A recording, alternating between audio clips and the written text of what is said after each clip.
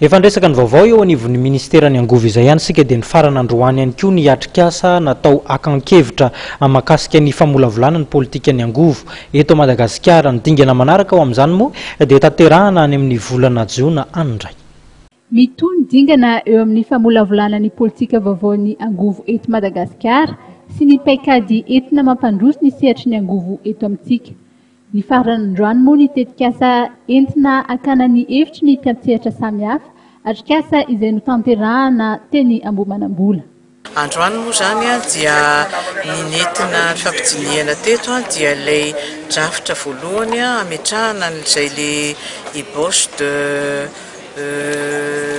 nouvelle politique énergie zay. Ary ireo mpandray anjara rehetra izay avy amin'ny sehatra samihafa sy avy amina départementa ministérialy Isatsokajiny dia samy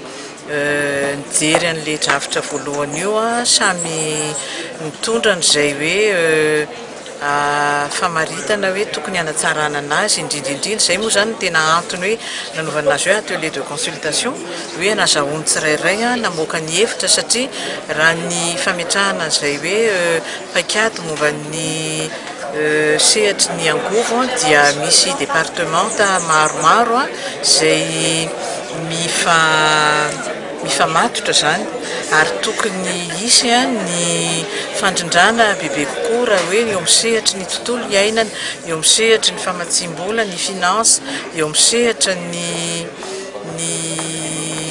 marobe zany ary rahantsika mahita hoe misy ny napetraka ny comité de pilotage ka raha ny hoe ny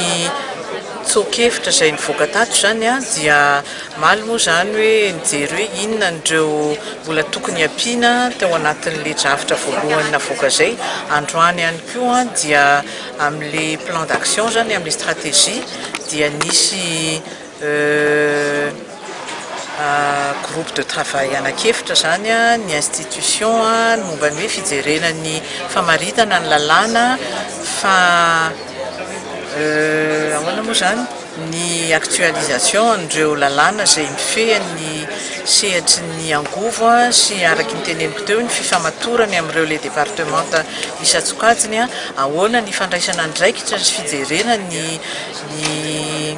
fandraisana andraikitra bebe kokoa ny sehatra tsy miankina mba hoe hidirany bebe kokoa zany amin'ny famokarana